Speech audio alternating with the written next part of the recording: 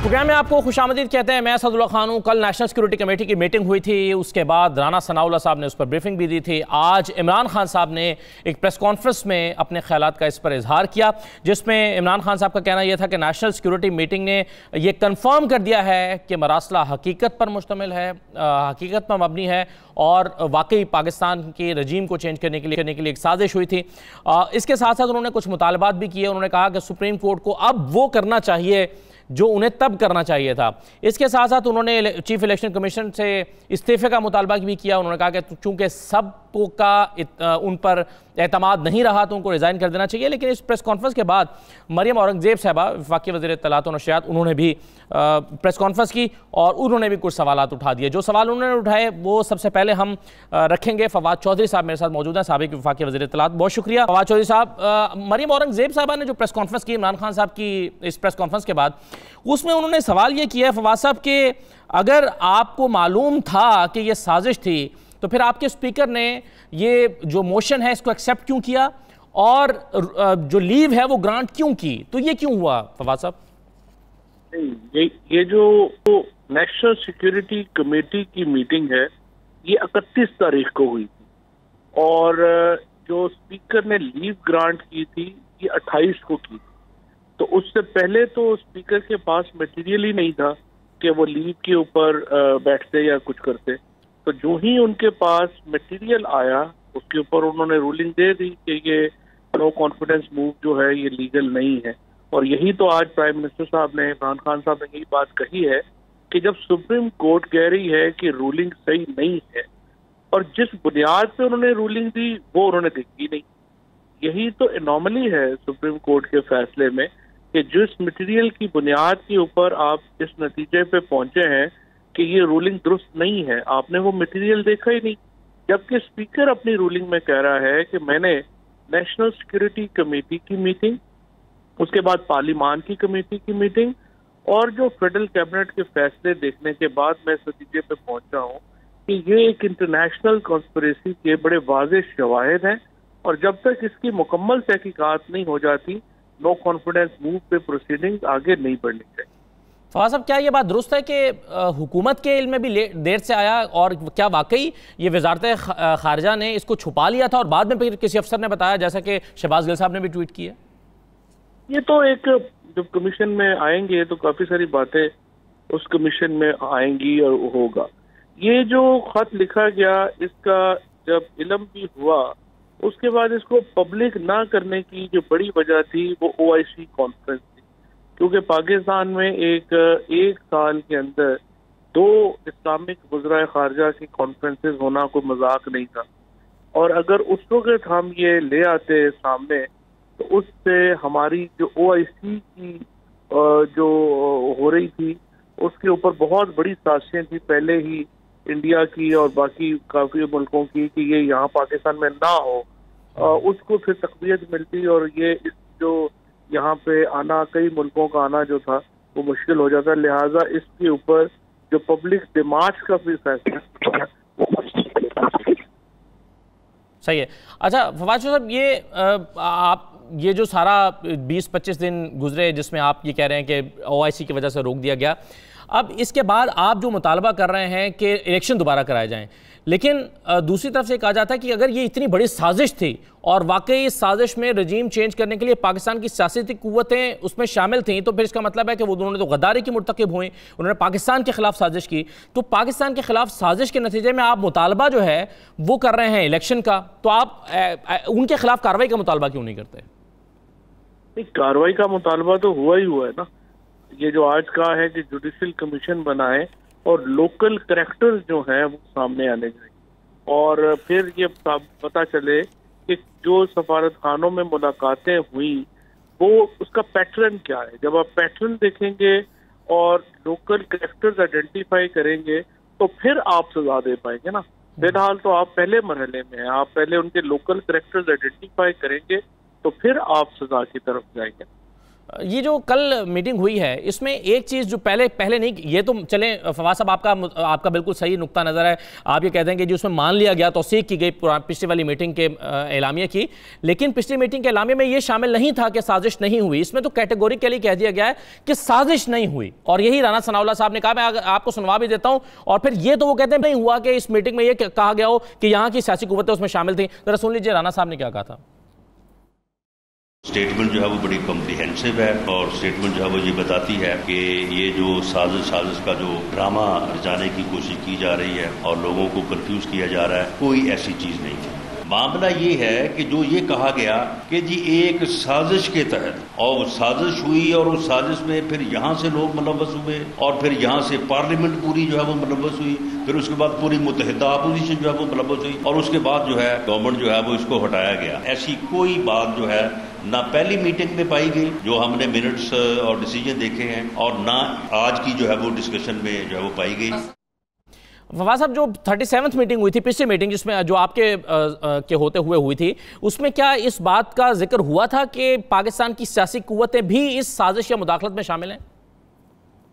नहीं, देखिए जो एग्जैक्ट, मैं तो अभी आपके सामने जो एग्जैक्ट वर्ड्स हैं वो रख सकता हूँ ना, बाकी तो आप देख लें कि इसको साजिश या मुदाखलत या जो भी आपने कहना है कि मसलन वॉशिंगटन के अंदर हमारे सफीर को बुलाया जाता है, उस सफीर को ऑफिशियल मीटिंग में ये कहा जाता है कि देखिए हमारे आपसे ताल्लुकात का इन्हिसार इस बात के ऊपर है कि इमरान खान के खिलाफ नो कॉन्फिडेंस मूव आ रही है, वो कामयाब होती है या नाकाम होती है। अगर वो कामयाब होती है तो एवरीथिंग विल बी फॉरगिवन, और अगर वो नाकाम होती है तो आपके लिए आगे आइसोलेशन होगी। ये जो वर्ड्स यूज हुए हैं उसका जिस्ट जो है वो ये है। अब आप इसको ये कहे कि ये लोकल, तो फवाद साहब हो सकता है जिस तरह से ये आपकी हुकूमत को धमकी है, हो सकता है ये धमकी ऑपोजिशन को भी हो, देने की कोशिश की गई हो, लेकिन ये धमकी कबूल ना हो सकता है ये कोइंसिडेंस हो कि यहाँ पर पाकिस्तान की सियासी कुव्वतें रेजिम चेंज करने की कोशिश कर रही हैं और वहाँ अमेरिका की भी यही ख्वाहिश है। बेसिकली जो ये इसके लिए कमीशन बना देना कि ये धमकी जो है वो अपोजिशन को दी गई है कि लाजमन इमरान खान को हटा दो वरना पाकिस्तान आइसोलेशन में हो जाएगा, या अपोजिशन से मिलकर किया गया है। ये तो अब कमीशन में सवाल जो आने हैं कमीशन में, इसीलिए तो हम कह रहे हैं कि ये पता चलना चाहिए कि पाकिस्तान में कौन कौन लोग थे जिन्हें पता था कि ये नो कॉन्फिडेंस मूव आने जा रही है। तो देखें ना, 7 तारीख को तो नो कॉन्फिडेंस मूव नहीं आई थी, हमें नहीं पता था। 8 तारीख को नो कॉन्फिडेंस मूव यहाँ पे आई है और 7 तारीख को हमारे सफीर को बताया जा रहा है कि नो कॉन्फिडेंस आ रही है और अगर आप इससे अगर नाकाम होती है तो उसके कॉन्सिक्वेंसेज और होंगे, कामयाब होती है तो कॉन्सिक्वेंसेज और होंगे। ये तो 7 और 8 तारीख की आप बात कर रहे हैं फवाद साहब, लेकिन जो जनवरी से इशारे मिलना शुरू हो गए थे इमरान खान साहब को, जो आज वो कह भी रहे थे, तो वो इशारे क्या थे? वो तो साजिश के इशारे थे ना कि एक पूरी साजिश हो रही है और ये MNAs को कॉन्ट्रैक्ट किया जा रहा है या कुछ किया जा रहा है। लेकिन अगर आप कहें कि वाशिंगटन वालों को पहले पता था इस तारीख को ये नो कॉन्फिडेंस मूव जो है वो होगी और उसका फिर वो पूरा एक वो कह रहे हैं, बता रहे हैं हमारे एम्बेसडर को, और फिर वो बता किसको रहे? जैसे इमरान खान ने जलसों में कहा वज़ीर आज़म तो इमरान खान थे, किसको बताया जा रहा है? और फिर दूसरी बात यह है कि क्या इससे पहले नो कॉन्फिडेंस से पहले लंदन में नवाज शरीफ की किस किस से मुलाकात हुई? क्या कुछ इजरायली डिप्लोमेट्स नवाज शरीफ से मिले थे या नहीं मिले? इसके साथ साथ जो वहाँ के अमेरिका के सफीर हैं, यूके में अमेरिका के सफीर हैं, उनकी नवाज शरीफ से मुलाकात हुई थी या नहीं हुई थी? बिलावल भुट्टो जब अमेरिका गए थे वो वहाँ पे 1250 एकड़ के एक रैंच के ऊपर 9 दिन ठहरे, उनकी वहाँ पे किन किन से मुलाकातें हुई थी? और मगर फवाद साहब यहाँ पाकिस्तान में की अदालतों में हम रोज़ाना देखते हैं ऐसे केसेस जिसमें 2 दिन में चीज़ें साबित हो सकती हैं, वो हम 3-3 साल तक देखते हैं, फर्द जुर्म आयद नहीं होती। आपके ख्याल में क्या पाकिस्तान की ये कोर्ट ऑफ लॉ में ये प्रूफ किया जा सकता है कि नवाज शरीफ जिस शख्स से मिल रहे थे वो इसी साजिश के लिए मिल रहे थे? क्या ये साबित किया जा सकता है? नहीं, क्यों नहीं किया जा सकता? पैटर्न का पता चल जाएगा ना। हमारी खुफिया एजेंसियों के पास भी काफ़ी कुछ है। जब अदालत उनसे रिकॉर्ड मांगेगी और पूछेगी कि आप ये रिकॉर्ड दें, तो जो खुफिया एजेंसीज हैं वो भी अपना रिकॉर्ड अदालत को तो दे सकती हैं ना। और फिर स्पेशली और फिर जो 8 लोग जो सबसे पहले जो है यहाँ पे लौटा हुए, उनकी जो मुलाकातें हुई और उनकी जो गुफ्तगू हुई, वो तो हमारी खुफिया एजेंसियों के पास सब कुछ है, तो ज़रा वो सामने आ जाएगा। कुछ जर्नलिस्ट जो हैं, स्पेशली 4-5 सीनियर जर्नलिस्ट जो हैं, जो अब मेन एडवाइज़र हैं इस हुकूमत के, उनकी मुलाकातें हो रही थी। ये तो हमारी एजेंसीज के पास बहुत कुछ है, इसलिए हम कहते हैं कि कमीशन बने और वो ज़रा ये सामने लेके आ जाए तो उसमें ज़रा पता चल जाए। साहब, ये 12 दिन हो गए आपको हुकूमत से निकले हुए, आज भी पाकिस्तान तहरीक इंसाफ इस बात पर कायम है और समझती है कि ये फैसला सही था हुकूमत से निकलने का? देखिए, ये तो फैसला पाकिस्तान के लोगों ने साबित कर दिया है, ये फैसला बहुत सही था और पूरी पाकिस्तान आज हकीकी आज़ादी के लिए इमरान खान के साथ खड़ा है। पूरा पाकिस्तान आज हकीकी आज़ादी के लिए, आप देखें ना, इतना बड़ा प्रेशर जो इमरान खान ने इन चंद हफ्तों में क्रिएट किया है, अपोजिशन तो 3.5 सालों में इसके करीब भी नहीं आ सकी। अब भी मतलब आप मरियम नवाज हो या कोई भी हो, वो इतने लोगों को तस्वर भी नहीं कर सकते कि वो कभी खिताब कर सकते हैं। 18 पार्टियों ने मिल के मीनार पाकिस्तान में जलसा किया था, और अगर आप वो फुटेजेस चलाएं और फिर इमरान खान के जलसे के फुटेजेस चलाएं तो आपको पता चल जाएगा कि क्या कौन कितने पानी में है। और इस वक्त जो एक अमूमी मैं समझता हूँ कि राय आमा है पाकिस्तान में, वो तो बहुत ज़्यादा प्रो PTI है और इसीलिए तो इलेक्शनों से भाग रहे हैं। फवाद साहब, पिछले दिनों आपने एक इंटरव्यू में कहा कि अगर एस्टैब्लिशमेंट के साथ ताल्लुकात ख़राब ना होते तो आप आज भी हुकूमत में होते। एक नुक्ता क्या है, क्या आपको एस्टैब्लिशमेंट के साथ ताल्लुकात की खराबी की वजह से निकलना पड़ा या साजिश की वजह से आप निकाले गए? देखिए, पहली बात तो ये कि मैंने ये नहीं कहा जो आपने कहा। उसने मेरे से सवाल हुआ था मंसूर का कि आपके एस्टैब्लिशमेंट से ताल्लुकात खराब हैं। मैंने कहा नहीं, अगर अच्छे होते तो आप हुकूमत में होते। तो अगर आपके ताल्लुकात कई परत होते हैं हुकूमत में, और उन परत में से एक परत जो है वो ये भी है, लेकिन जो बुनियादी तौर के ऊपर इमरान खान की हुकूमत है उसके खिलाफ जो साजिश हुई वो तो अब बिल्कुल साबित हो चुकी है, उसमें कोई दो राय ही नहीं रही। ठीक है। अच्छा फवाद साहब, ये बताइए कि अब नेशनल असम्बली में जो आपके इस्तीफ़े हैं वो डीसील हो गए हैं और कभी इम्कान यही है कि स्पीकर कहेंगे कि ये इस्तीफ़े कानूनी तरीके से चूँकि मंजूर नहीं हुए इसलिए इनको नामंजूर किया जाता है और एक एक करके अब आएँ और कानूनी तकाजा पूरा करें। क्या करेगी पाकिस्तान तहरीक इंसाफ? एक एक करके तमाम MNAs जाएंगे राजा परवेज़ अशरफ के पास के और कहेंगे कि जी मेरा ही इस्तीफ़ा है, मैंने ही दिया है, और इस तरह से इस्तीफ़ों को मंजूर कराएंगे? नहीं, हमारे इस्तीफ़े हो चुके हैं, उनके ऊपर सिग्नेचर्स हो चुके हैं, वो अप्रूव हो चुके हैं और स्पीकर के पास कोई इख्तियार नहीं है नजरसानी का। लिहाजा वो कोई हमें ये नहीं कह सकते कि वो इस्तीफे ऑलरेडी जो है वो अप्रूव हो चुके। तो इसके लिए क्या फिर अगर वो कहेंगे कि अप्रूव नहीं है तो फिर आप सुप्रीम कोर्ट में जाएंगे? अभी तक तो हमारे इस्तीफे तो जो है वो अप्रूव हो चुके हैं जहाँ तक हमारा अंडरस्टैंडिंग है, और अगर उसके ऊपर कोई नोटिस आएगा जब तो फिर देखेंगे।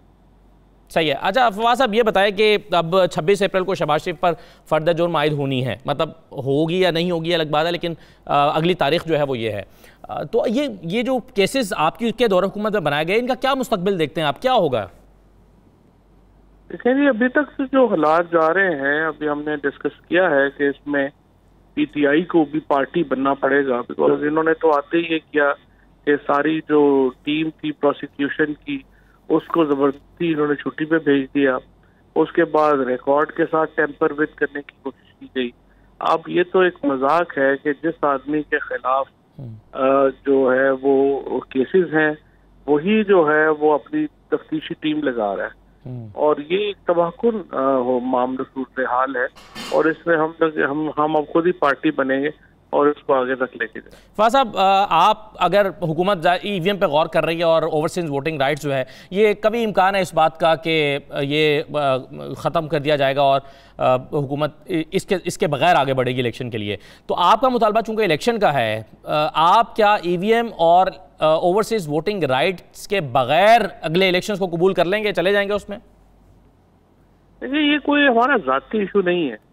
मसला जो है वो यही है कि EVM हो या ओवरसीज पाकिस्तानीज हो, ये पाकिस्तान का मसला है, और हम ये समझते हैं कि बहुत इम्पोर्टेंट है कि इनके ऊपर एक जो है वो कंसेंसस हो, क्योंकि ओवरसीज पाकिस्तानीज 31 अरब जो हमारा इस वक्त रेमिटेंसेस भेजी जी, वो बाहर से आ रही हैं। आप उनके बगैर मुल्क नहीं चला पा रहे, तो आप क्यों जबरदस्ती जो है उन्हें अपनी इकोनॉमी से, अपने इधर से बाहर करना चाह रहे हैं? और इतना ओवरसीज पाकिस्तानी से जिस किस्म का एक मैं समझता हूँ कि नफरत का इजहार नून लीग और पीपल्स पार्टी वाले करते हैं, हैरान कौन है। और इसीलिए ये लोग बाहर नहीं जा सकते।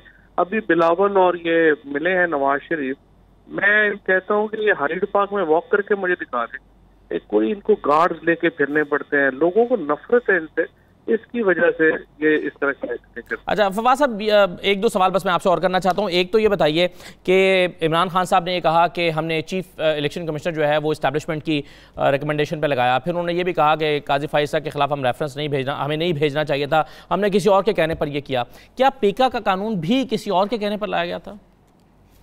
नहीं, पीका का कानून मतलब बनाया तो फरोग नसीम साहब नहीं था, लेकिन पीका का कानून जो था मैं समझता हूँ कि वो बिल्कुल सही कानून। ये कानून तो ओरिजिनल तो बना था 2016 में जी, जब ये बनाया था पीएम तरामीम लाए, उसमें प्रोसीजरल अमेंडमेंट्स जो हैं वो हम लेके आए थे। और फेक न्यूज के खिलाफ तो डेफिनेटली जरूरत है पाकिस्तान में लेजिस्लेशन की। सही। आखिरी सवाल सर, वो ये है कि आपकी की एक लाइन बड़ी मशहूर हुई थी 55 रुपये लीटर वाली, अब एक 98 करोड़ रुपए का बिल जो है वो हुकूमत ने निकाल के सामने रख दिया कि जो हेलीकॉप्टर पर खर्च हुआ है, इस बारे में आप क्या कहेंगे? वो तो देखो ना, ये इनका दिमागी तवाज़ुन ही ठीक नहीं है। इन्होंने ये कर दिया है कि जो किराए का हेलीकॉप्टर अगर आप लें तो वो उससे भी दुगना रेट कर लगा दिया है कि ये 3 लाख रुपया पर आवर जो है जी वो इसका खर्चा होगा। जब इन हाउस हेलीकॉप्टर होते हैं और उनकी मेंटेनेंस जो है वो भी करनी होती है, तो वो उसका खर्च जो है वो कैसे ही आ सकता है? तो किराया अगर आप किराए पे लगाना चाहेंगे तो फिर तो वो जाहिर है कि वो किराए पे है और उसकी कीमत ज्यादा हो जाएगी। लेकिन जब आपकी मेंटेनेंस होती है, आपकी अपना इन हाउस फैसिलिटी है, उसके ऊपर तो आप इन आदाद शुमार को दुरुस्त नहीं मानते? ये तो मतलब इंतहाई मज़हका खेज। ठीक है, बहुत शुक्रिया फवाद चौधरी साहब, प्रोग्राम में हमारे साथ शरीक थे और बहुत सारी चीज़ों पर गुफ्तगू हुई है। एक छोटा सा ब्रेक लेते हैं, ब्रेक पास आके ज़रा मज़ीद जो सूरत हाल डेवलप हो रही है, होने जा रही है और पिछले 2 दिन में ख़ास तौर पर जो चीज़ें रही हैं इस पर हम बात करेंगे। हमारे साथ रुबीना खालिद साहबा मौजूद होंगी, पाकिस्तान पीपल्स पार्टी के रहनुमा, और शानदाना गुलजार साहबा मौजूद होंगी, पाकिस्तान तहरीक इंसाफ के रहनुमा। ब्रेक लेकर वापस आते हैं।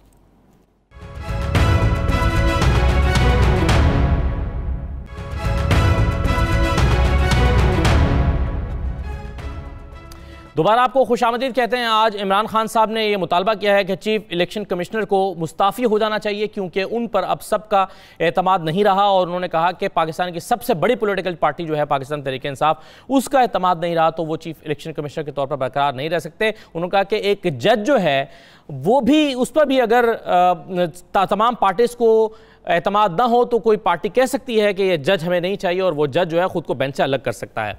क्या कहा इमरान खान साहब ने, ज़रा सुन लीजिए।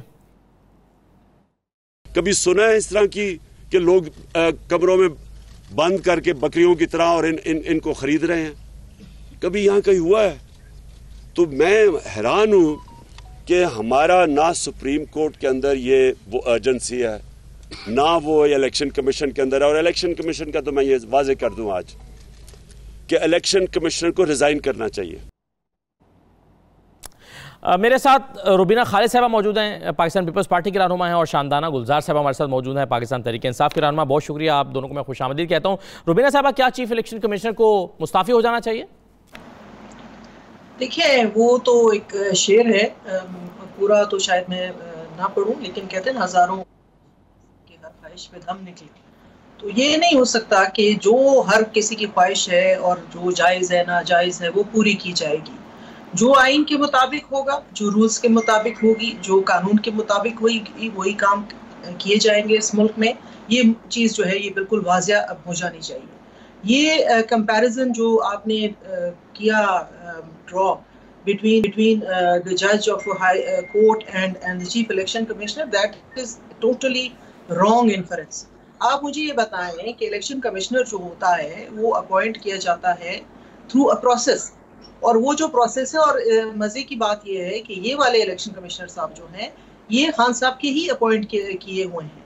और इनके अलावा अगर खान साहब कल को कहेंगे कि मुझे ये भी नहीं पसंद, मुझे फलां इदारे का सरबराह नहीं पसंद, तो इस तरह तो नहीं होता ना। एक तरीक़ाकार है, उस तरीक़ेकार के मुताबिक ये मुल्क चलता है और चलता रहेगा। ये जो मैं ना मानू वाली चीज़ है ना, इसी की वजह से मुल्क आज जो है इस नहज पे खड़ा है। इतनी बर्बादी और तबाही जो हमें हर तरफ नज़र आ जाती है, वो ये है कि जब एक इंसान अपने आप को अकल कुल समझने शुरू हो जाए और वो समझे कि शायद मेरी मंशा के मुताबिक, मेरी मर्जी के मुताबिक पूरे इदारे, पूरा मुल्क चलेगा, तो फिर तो नेचुरली जो हुआ है वही होना था। तो नहीं, अगर किसी पार्टी को या एक से ज़ायद पार्टीज को रुबीना साहबा एतमाद न रहे चीफ इलेक्शन कमिश्नर पे, तो वो क्या करेगा फिर? नहीं, लेकिन एतमाद ना होने की कोई वजह भी तो बतानी चाहिए। क्यों एतमाद नहीं रहा? वो कह रहे हैं कि जितने फैसले हमारे खिलाफ आए उनकी तरफ से। नहीं, देखिए ये तो कोई बात ही नहीं है। इस तरह तो और पार्टियों के खिलाफ भी फैसले आए हैं, और जो फैसला अगर हाई कोर्ट करेगी या सुप्रीम कोर्ट करेगी, खान साहब की मर्जी की करेगी, तो तब तो ठीक है। वो फिर कल को कहेंगे कि इनको सबको हटा दे, मुझे इन पे एतबार नहीं है। तो इस तरह तो नहीं होता, ऐसे हो भी नहीं सकता। ये एक शख्स की मर्जी पे हर इदारा चल नहीं सकता। वो अपने इदारा इख्तियार से चलेगा, अपना जो आइन ने उसको जो उसके पैरामीटर्स हैं उसके अंदर चलेगा। ये जो है ना, एक शख्स की फर्द वाहिद की ख्वाहिश के ऊपर, फर्द वाहिद की ख्वाहिश पे नहीं होगा। मगर शानदाना साहबा, इख्तलाफ क्या है चीफ इलेक्शन कमिश्नर से जो आप उन्हें हर कीमत पर हटाना चाहते हैं? शुक्रिया जी। मैं ज़रा अगर मैम रुबीना की बात ज़रा कंटिन्यू कर लूँ। हिस्ट्री में एक और भी आदमी रह चुका है जो उसने यही बात की थी कि एक आदमी ये मुल्क की इसकी राय नहीं होगी। वो था जनरल ज़िया, और उसने भुट्टो साहब के बारे में कहा था जो उस वक्त के वज़ीर आज़म थे कि ये कौन होता है, इसकी राय क्या है। और फिर अगर आप याद है, भुट्टो साहब का एक केस था जिसमें हमारा एक केपी का जज थे जिन्होंने डिसेंटिंग ओपिनियन दिया था। उन्होंने कहा था कि आइन के मुताबिक आप सिटिंग प्राइम मिनिस्टर को फांसी नहीं दे सकते। जनरल ज़िया ने फिर भी दिलवाई और वो जिला वतन हुए। हमारे जज आसिफ शाह साहब के वालिद थे और इंग्लैंड में ही उनकी वफात हुई। ये पहली दफ़ा पाकिस्तान में नहीं हो रहा कि एक टायरेंट उठा है, जिसे हम कहते हैं ना किंग जॉर्ज की बीमारी, किंग जॉर्ज की मैडनेस। बिल्कुल सही कह रही बीबी कि एक आदमी की बीमारी की वजह से सारा पाकिस्तान ख़राब नहीं हो सकता, लेकिन वो आदमी इमरान खान ही, उन्होंने सिर्फ गलत आदमी की निशानदेही की। बात उन्होंने बिल्कुल सही की है मैम ने। इमरान खान ये नहीं कह रहा कि मुझे इलेक्शन कमिश्नर नहीं पसंद, वो कानून के हद में रह के बात कर रहे हैं। आप इलेक्शन कमीशन एक्ट उठाएं, आप कॉन्स्टिट्यूशन उठाएं, आप किसी भी ऑटोनमस बॉडी के कवानीन उठाएं, कोई भी बादशाहत नहीं कर सकता।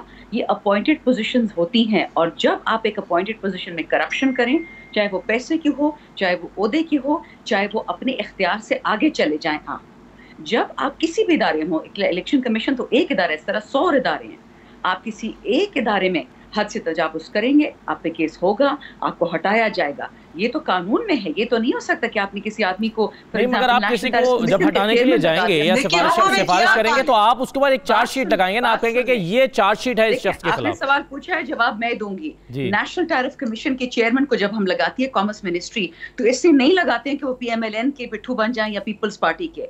वो इसलिए वहां लगाए जाते हैं कि वो अनबायस्ड होंगे, और इस चीफ इलेक्शन कमिश्नर ने केस आफ्टर केस में प्रूव किया है। उसकी लिस्ट हम आपको पूरी देंगे, अदालत में भी जाना पड़ेगा PTI को कि ये आदमी नहीं कमा। क्या आप चंद केसेस का हवाला दे सकते हैं कि जिसमें आपको लगता है कि उन्होंने गैर जानिबदारी का मुजाहिरा किया है? सर जी 10 मैं आपको बता दूंगी, 1 या 10 बता दूंगी।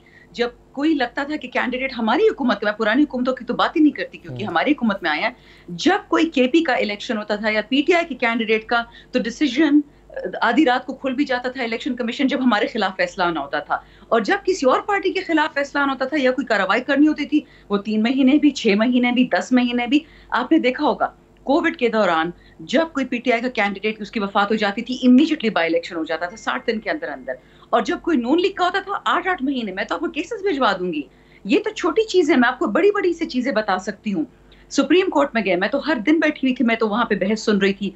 सुप्रीम कोर्ट ने इलेक्शन कमीशन को बनाने की लेकिन शानदाना साहब ये तासुर ये मिल रहा है, तासुर ये मिल रहा है कि आप ये फॉरेन फंडिंग वाले केस के पस मंजर में ये मुतालबा नहीं ऐसी, ओ भाई मेरे सुन ले, आपने फॉरेन फंडिंग केस करना है, मैं आपको आज गारंटी करके देती हूँ, रमजान का महीना है, कुरान मेरे सामने पड़ा हुआ है, आप पीपल्स पार्टी का, PTI का, नून लीग और तमाम पॉलिटिकल पार्टीज का डे टू डे हियरिंग करें, तब सबकी फॉरेन फंडिंग की, चाहे PTI कोई और हो, वो कोई इशू ही नहीं है। लेकिन आदमी वो ना हो जो किराए पे आया हो, हम ये बात करते हैं। और chief election commissioner, the prime minister of Pakistan, ex prime minister, जिसकी 155 सीटें थी नेशनल असेंबली में, सबसे बड़ी हमारी मेजॉरिटी थी नंबर्स की। ये सुप्रीम कोर्ट की चीफ जस्टिस ने भी कहा कि और कोई इतनी पार्टी नहीं जो इतने नंबर थे उनके पास, मिला के भी इतने नहीं है जब तक हमारे एलाइज उनके पास नहीं बैठे। अब ये जो 14 मिक्स अचार चल रहा है नेशनल असेंबली में, तो माजरत के साथ जब इमरान खान बात कर रहे हैं, एतराज कर रहे हैं, ये कानून और आइन के हद के दायरे में कर रहे हैं। कोई चीफ इलेक्शन कमिश्नर खुदा नहीं होता, कोई पाकिस्तान में जो किसी ओहदे पे फाइज हो वो खुदा नहीं होता। उससे पूछा जाएगा, जो गलत काम करेगा उससे पूछा जाएगा। सही है, बिल्कुल सही है। आज जो इमरान खान साहब ने प्रेस कॉन्फ्रेंस की है रुबीना साहिबा, उसमें उन्होंने एक पॉइंट इस्टेब्लिश करने की कोशिश की और प्रेस कॉन्फ्रेंस बुनियादी तौर पर करने की वजह ही ये थी कि कल नेशनल सिक्योरिटी कमेटी का इजलास हुआ और उसमें वो कहते हैं कि चूंकि हमारी जो नेशनल सिक्योरिटी कमेटी हुई थी 37th जो मीटिंग थी उसके एलामिया की तौसीक कर दी गई है, तो गोया हमारा मुतालबा मान लिया गया है कि मुदाखलत तो हुई है। अब ये इस पर वो चाहते हैं कि कमीशन बनाया जाए। आप समझते हैं कि जिस अंदाज में वो कमीशन मांग रहे हैं कि जुडिशल कमीशन हो, ओपन हेयरिंग हो, मीडिया की मौजूदगी में हो, ये मुतालबा मान लेने में क्या हर्ज है? जिस तरीके से कैसी बातें कर रही है, मुझे बताएं कासिम सूरी साहब पिछले पता नहीं कितने सालों से वो 50,000 अनवेरिफाइड वोट्स पे स्टे पे बैठे हुए, इसी इलेक्शन कमीशन के नीचे बैठे हुए कि नहीं बैठे हुए? अब आखिरी वक्त तक बैठे हुए थे। बहुत सारे ऐसे वाकयात हैं। अब जिस तरह नैब के जितने केसेस चल रहे थे सारे जो है ऑपोजिशन के पीछे चल रहे थे, तो हम कहते कि हम ऑपोजिशन के चेयरमैन को नहीं मानते, इसको हटा दें। ये कोई इस तरह से नहीं होता, ये रूल्स एंड रेगुलेशंस के मुताबिक चीजें होती हैं। हमें कोई ऐसी निस्बत नहीं है चीफ इलेक्शन कमिश्नर साहब से। लेकिन जब ये चले इनकी बात पे आ जाते हैं, जुडिशल कमीशन की भी बात इनकी सुन लेते हैं। जुडिशल कमीशन पहले तो ये बात है कि इन्होंने खुद क्यों नहीं बनाया, और चले बन भी जाता है तो judicial commission will be comprising of the same जजेस जिनके पीछे ये उल्टी सीधी बातें दिन रात करते रहते हैं। अपने जलसों में किस तरह से उनकी हर्जा सराई करते हैं आपने देखा नहीं है? अब वो अगर वही चीफ जस्टिस वगैरह या उन जजों में से कोई जज अगर उस कमीशन का हिस्सा बनेगा, या फॉर दैट मैटर कोई भी हमारे मौजूद जो अरकान हैं जुडिशरी के उनमें से बनता है, कल को इनके पीछे भी ये कहेंगे कि हमें इस पे एतबार नहीं, हमें उस पे एतबार नहीं। देखिए ये कोई बच्चों का खेल नहीं है, ये पूरा एक मुल्क है और मुल्क की जो है सलामती की बात है। और जो ये बात कर रहे हैं एंडोर्स करने की, नेचुरली मिनट्स एंडोर्स होते हैं हमेशा। आप कैसी बात है ये वजीर आजम साहब करें, या तो उनको पार्लिमानी तरीकेकार का पता नहीं है, क्योंकि आज तक तो उन्होंने कोई तकलीफ की नहीं है किसी भी मीटिंग में बैठने की, किसी भी जो है फोरम पे बात करने की, पार्लियामान में आने की। उनको जो है वो जो नॉर्मल रूटीन की चीजें भी है उनको लगती हैं शायद कोई आउट ऑफ द वे हो रही हैं, क्योंकि प्रैक्टिकल तो उनका कोई एक्सपीरियंस कोई है नहीं, उनको तो कुछ पता नहीं है। वो तो सिर्फ बैठ के वहां से कमात जो उल्टा सीधा जो किसी ने कान में बता दिया वो आगे से रुबीना साहिबा अब होगा क्या आगे? क्योंकि इमरान खान सड़कों पर निकल आए हैं और इस्लामाबाद की कॉल दे रहे हैं। वो कह रहे हैं तैयारी कर लें, मैं एक तारीखी इज्तिमा करके दिखाऊंगा आपको इस्लामाबाद में। ये क्या होगा? उनकी ख्वाहिश है, जो वो करना चाहते हैं वो कर लें। अगर लेकिन वो अगर एक तरीकेकार जमहूरी तरीकों की बात करते हैं, जमहूरियत की बात करते हैं, तो जमहूरियत का ये कहना था कि आपकी मेजॉरिटी खत्म हो चुकी है। मेरी बहन ने कहा कि एलाइज तो कोई इनके पार्टी के नहीं थे, इनके कोई खरीदे हुए तो नहीं थे। एलाइज की अपनी एक पार्टी है, अपनी एक मर्जी है, वो अपनी मर्जी से जिसके साथ जाना चाहते हैं वो चले जाते हैं। तो आप उस बिल्कुल सही है, एलाइज की मर्जी है, you don't own the allies. बिल्कुल सही है। शानदाना साहबा आज मरियम औरंगजेब साहबा ने प्रेस कॉन्फ्रेंस की है, उसमें भी उन्होंने यही कहा। उन्होंने कहा कि जब तक आपके एलाइज आपके साथ खड़े थे तब तक आपको साजिश नजर नहीं आई, जैसे आपको लगा कि अब आपके इत्तेहादी आपको छोड़ के जा रहे हैं तो आपने निकाल के खत लहरा दिया। इसका जवाब क्या देंगे आप? शुक्रिया जी। On a lighter note, ma'am Rubina ने बहुत अच्छी बात की है कि एलाइज का आपने खरीदा नहीं था। बिल्कुल सच कह रहे हैं, हमने ऑनर पे, इज्जत पे और गैरत पे उनको हुकूमत में पोजीशन दी थी। जिसने उनको खरीदा है वो तो मैम को ही पता होगा कि कितने पैसे दिए और किस कीमत पे खरीदा है और किन किन ओहदों पे खरीदा है। बहुत मजे की बात है, एक अभी सोशल मीडिया पे कार्टून सर्कुलेट कर रहा है कि वो दिखा रहे हैं कि जो नए काबीना में 34 में से 24 लोग या बेल पे हैं या उन पे कोई केस है, तो कहते हैं तो काबीना नहीं लग रही, मनी हाइस्ट का नया एपिसोड लग रहा है कि ये तो ड्रामा हो रहा है। दूसरी मैम ने बिल्कुल सच बात की कि पाकिस्तान किसी की मिल्कियत नहीं है, लेकिन माजरत के साथ सर आप खुद जर्नलिस्ट हैं। नाजिम जोखियो एक जर्नलिस्ट था जो पीपल्स पार्टी के एक एमपीए के घर से टुकड़े टुकड़े बरामद हुआ। बादशाहत तो सिंध में है, किंग जरदारी की, इसमें तो कोई शक नहीं है। उसको इंसाफ नहीं मिल सका। एक लड़की है दुआ जहरा, वहाँ पे सिंध में उसका चौथा दिन उसको उठा लिया गया। 14 साल की बच्चे, उसके माँ बाप चीख चीख के थक गए। किधर है सिंध पुलिस, किधर है सिंध हुकूमत? वो तो खान साहब के पीछे पड़े हुए, वो एक बच्ची को उठा के ले गए। तो बादशाहत है बिल्कुल भी नहीं है, इमरान खान की नहीं है, बट सिंध में जरूर है किंग जरदारी की, क्योंकि वहाँ पे कोई मर गया, कोई उठा लिया गया, कोई पूछने वाला नहीं है। तो अल्लाह इस सिंध का हाफिज और हामी हो सकता है, एक इमरान खान वाकई कुछ नहीं कर सकता। जहां तक बात रही ये कॉन्स्टिट्यूशनल पोजीशंस की और जजों की, मेरी बात सुने। कल केस मुलतवी हुआ है, हमारे जो भगोड़े गए हैं, कोई पैसे लेके गया है, कोई ईमान पे बिका है, कोई इन्फ्लुएंस पे बिका है, जो भी बिका है, उन भगोड़ों का केस अब ईद के बाद मुलतवी कर दिया गया है। और इमरान खान का case day to day 5 day में उन्होंने डिस्पोज कर दिया है। तो ये हम तो नहीं कह रहे बदनीयती है, ये तो अवाम कह रही है। और चौथी बात, आपने बात कही कि जी हमारी मर्जी नहीं होगी, हम अपनी मर्जी इन्फोर्स करवा सकते हैं क्या? हम तो एक डिमांड कर रहे हैं, अवाम डिमांड करी कि अगर उस मुरासले में कुछ भी नहीं था, हाई कोर्ट ने क्यों रोका उसको दिखाने के लिए, सुप्रीम कोर्ट ने क्यों रखा, कल नेशनल सिक्योरिटी काउंसिल की मीटिंग हुई है, उसमें दिखा देते ना क्या उसमें से। अगर इमरान खान झूठ बोल रहा है, असद मजीद भी झूठ बोल रहा है, डोनाल्ड लू भी पैगंबर था, और आज तो हिना रब्बानी खर साहब की बड़ी अच्छी स्टेटमेंट आई है, आपने सुनी होगी, इमरान खान के साथ कहती है कि जी देखिए वो तो सिर्फ एक लंच था और उसने अपनी जाती राय दे दी। भाई मेरे, ये अमेरिका है, कोई पाकिस्तान नहीं है कि वहां पे अपनी मर्जी से जो आपने बोल दिया। वहां पे एक प्रोसेस होता है, स्टेट डिपार्टमेंट का कोई ऑफिशियल अपनी मर्जी से बात नहीं करता है, वो लंच हो या डिनर या वो शादी हो। तो माजरत के साथ जब ऐसे लोग झूठ बोलेंगे हिना रब्बानी खर के स्टेटस के, तो क्या रह जाता है इस मुल्क के मुंह पे? वही बात हमारी कि बिके हुए कौम है, बिके हुए लोग हैं और लोगों की इज्जत उछाल दी है, पाकिस्तान की इज्जत उछाल दी है। सही है, चलिए एक छोटा सा ब्रेक लेते हैं। ब्रेक के बाद आते हैं देखते हैं कि हुकूमत साजी का ऐसा लगता है कि अभी मुकम्मल नहीं हुई और हुकूमत साजी के लिए भी मुज़ाकरात हो रहे हैं। बिलावल साहब अपनी टीम के साथ लंदन गए, नवाज शरीफ साहब से मुलाकात हुई, क्या हुआ, क्या तय पाया, क्या मांगा गया, क्या दिया गया, क्या इनकार कर दिया गया, इस पर भी बात करते हैं। और फिर हुकूमत के लिए आने वाले दिनों में चैलेंजेस क्या हैं और जो इस वक्त की अपोजिशन है पाकिस्तान तहरीक इंसाफ, तनहा अपोजिशन, ये अपोजिशन जो है वो क्या कर पाएगी। एक ब्रेक लेते हैं, ब्रेक के बाद वापस आते हैं।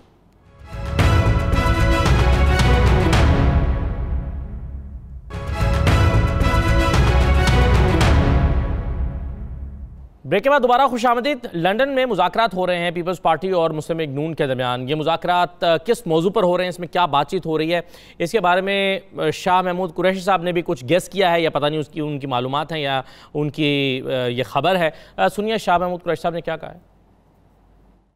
हैरानी भी हो रही है क्योंकि मैंने कुछ वक्त पीपल्स पार्टी में गुजारा है। आज लंदन में भुट्टो का नवासा, बेनजीर का बेटा नवाज शरीफ साहब से पंजाब में पीपल्स पार्टी की सीटों की भीख मांग रहा है। 10 कौमी असेंबली और 20 सूबाई असेंबली की खैरात मांगने गया है लंदन में।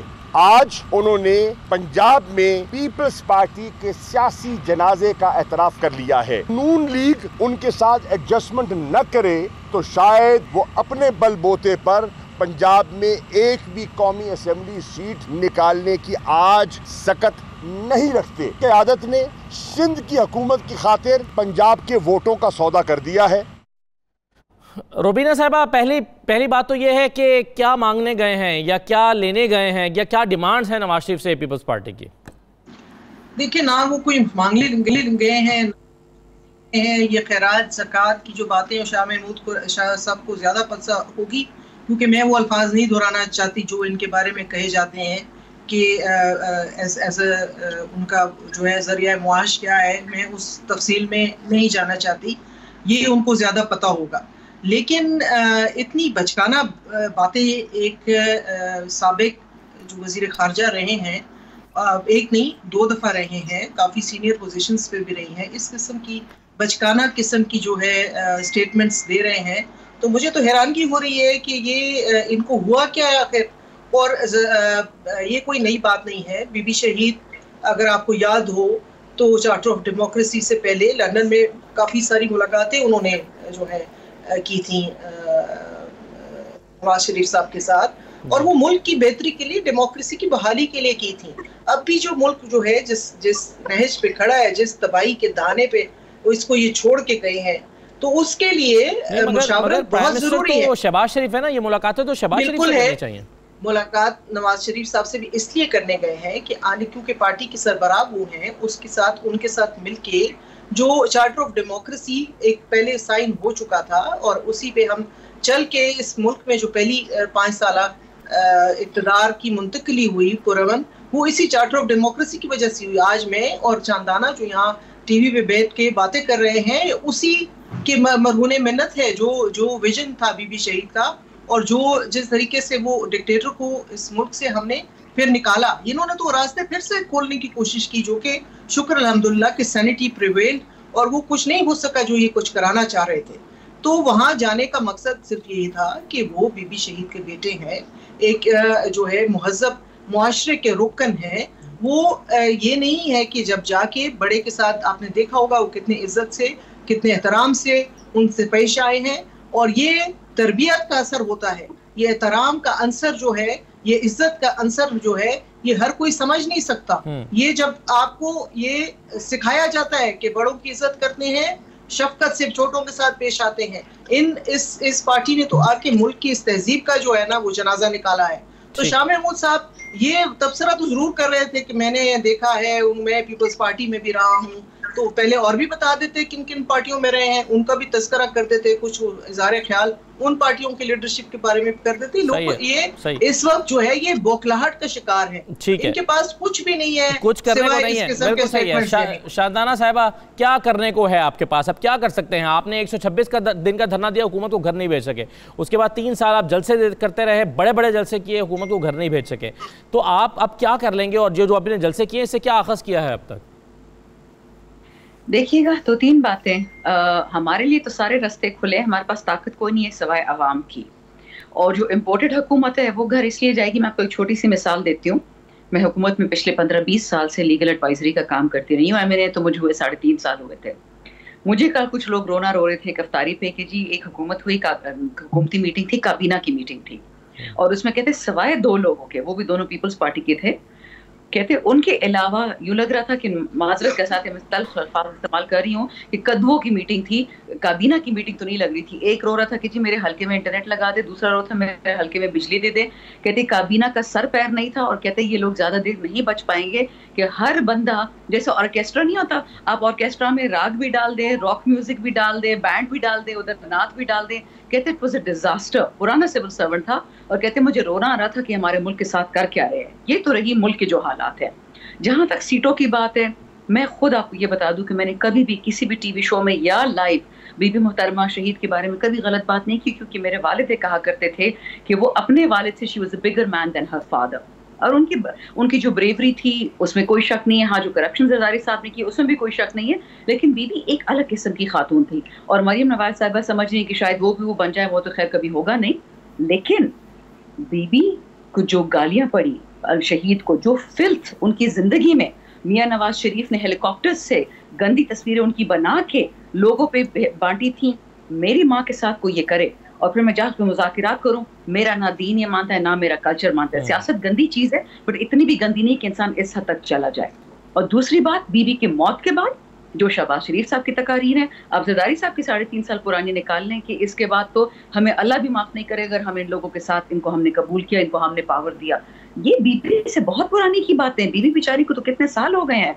अगर बीबी जिंदा होती और अपनी पार्टी का ये हाल देखती, क्यों एतजाज एहसन को आज क्लैरिफिकेशन देनी पड़ी कि मैं बिल्कुल पीपल पार्टी से छोड़ रहा हूं। आप कह रहे हैं बीबी जिंदा होती तो ये हालात देखती। आपका बहुत शुक्रिया, आपका भी और रुबीना साहब आपका भी बहुत शुक्रिया। मैं जाते जाते सिर्फ इतना बता दूं कि जिस अपार्टमेंट में, जिन एवनफील्ड अपार्टमेंट्स में मुलाकात हो रही है बिलावल साहब की नवाज शरीफ साहब से, इसके बारे में मोहतरमा बीबी ये कहा करती थी कि ये करप्शन के पैसे से बनाए गए अपार्टमेंट्स हैं। ये उनका मौक़िफ़ था, बहरहाल सही या गलत वो साबित तो नहीं हो सका आज तक। बहरहाल बिलावल साहब उन्हीं अपार्टमेंट्स में जाके मिले हैं। बहुत शुक्रिया तमाम मेहमानों का प्रोग्राम में शिरकत करने के लिए। इजाज़त दीजिए, अल्लाह।